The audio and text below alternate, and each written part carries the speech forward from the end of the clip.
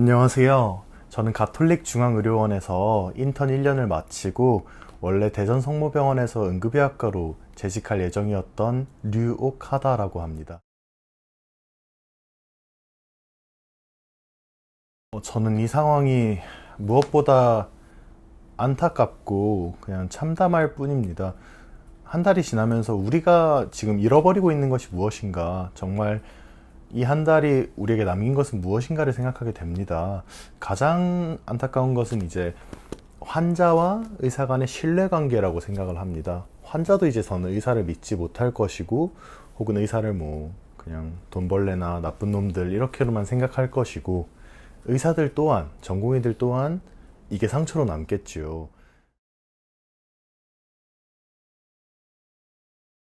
솔직히 대화를 어떻게 할지는 아직은 잘 모르겠습니다. 그렇지만 대화를 어디에서 시작해야 할지는 저는 알 수 있어요.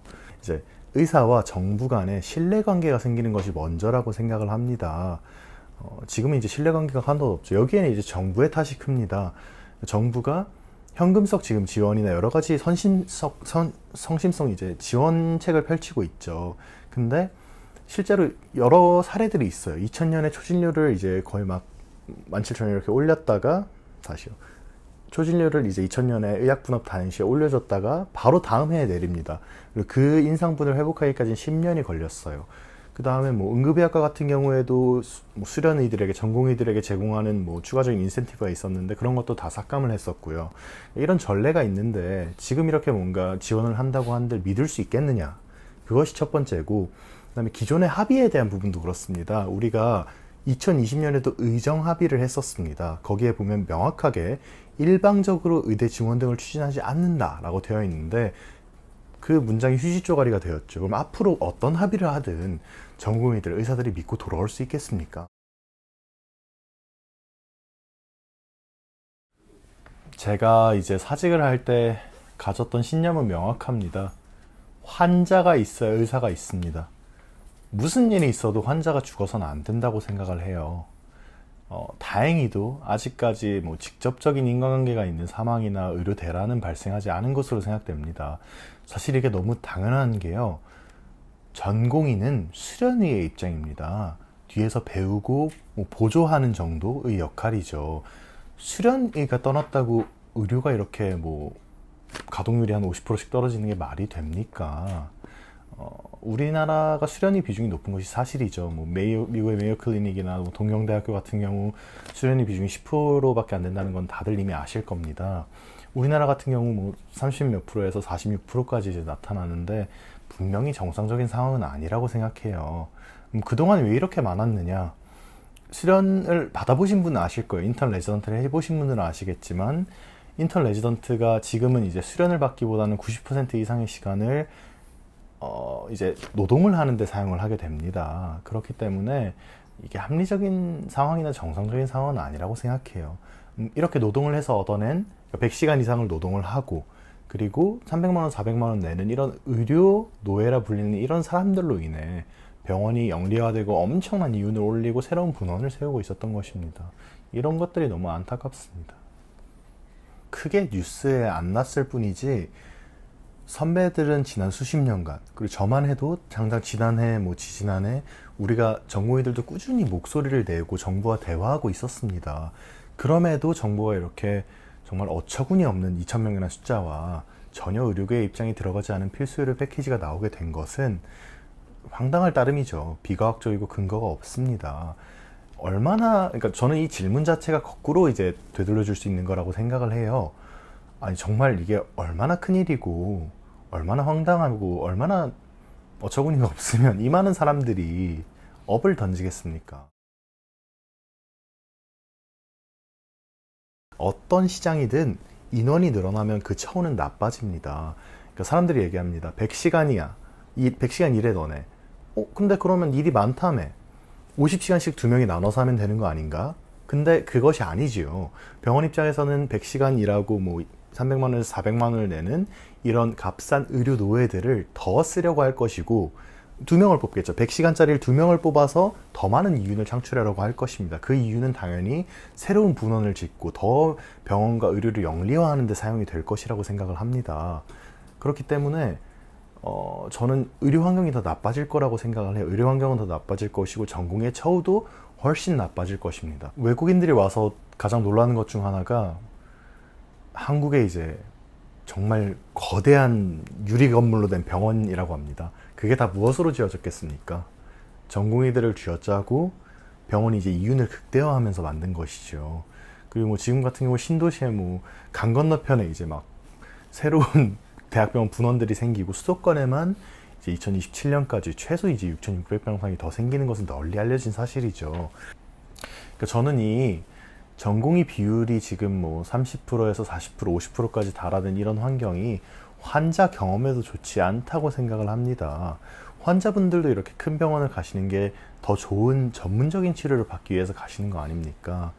그렇기 때문에라도 전문의 위주로 이제 병원이 굴러가야 된다고 생각을 해요. 지금 수련하시는 분들, 뭐 인턴 레지던트 해보신 분들은 아시겠지만 90% 이상은 이제 수련을 받는다기보다는 업무 위주로 이제 이루어지게 됩니다. 그렇기 때문에 정말로 수련의들이 수련에만 집중하도록 할 수 있다면, 그렇다면 수련의 비중도 줄일 수 있을 것이고, 뭐 병원의 이윤을 조금 포기하더라도요, 뭐 이제 수련에 집중할 수 있을 것이고, 그 다음에 조금 더 양질의 의사를 길러내는 데 도움이 되지 않을까 생각합니다. 네.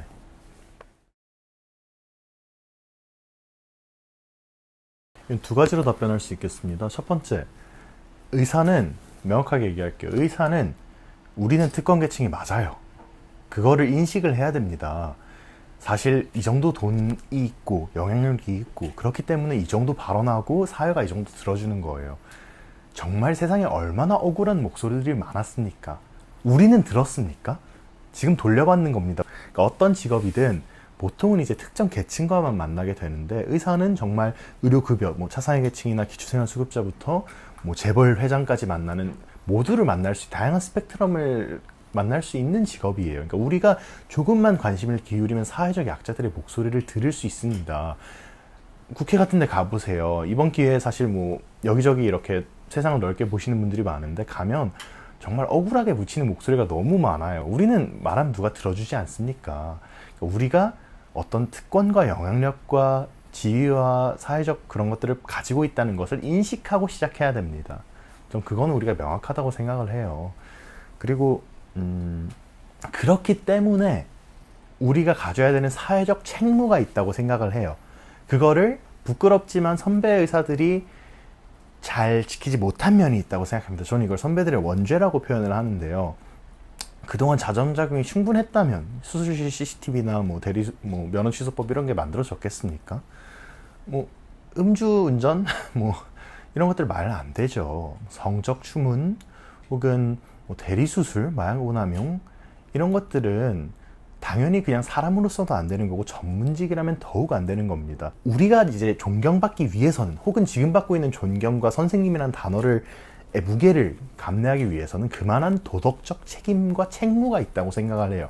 오랫동안 선배들은 이것을 방기해 왔어요. 이거는 우리가 반성하고 최소한 우리 젊은 의사들은 이 부분을 짚고 넘어가야 된다고 생각합니다. 저는 우리가 본업과 윤리성에 더욱 충실해야 한다고 생각합니다. 젊은 의사들부터라도 자정작용이 있어야 할 것입니다. 우리가 과연 위계적인 문화는 없었는가? 아니면 권위주의적이진 않았는가? 우리가 도덕적인 면에서 뭔가 좀 나이브하게 살아오진 않았는가? 우리의 어떤 윤리 철학이나 이런 것들이 제대로 지켜지고 있었던가? 이런 것들에 대한 좀 더 심도 깊은 인문학적인 철학적인 고민들이 필요하다고 생각해요.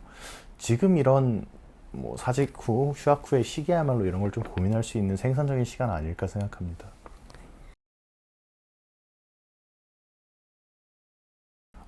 저는 사직하고 나서 오히려 이제 사직 처음 할 때는 사실 의료제도에 대해서 이만큼은 몰랐던 것 같은데, 요새는 많은 분들 만나면서 공부하고 있습니다. 뭐 서울대, 연대, 고대 같은 곳에 이제 있는 의료정책이나 보건의료 관리 이런 쪽 교수님들도 많이 만나 뵙고, 뭐 포럼이나 심포지움 다니면서 실제로 한국 사회가 가지고 있던 어떤 의료의 모순점, 의료가 나아갈 방향 이런 것들에 대해 토의도 하고 제언도 하고, 저도 이제 고견도 많이 여쭙고요.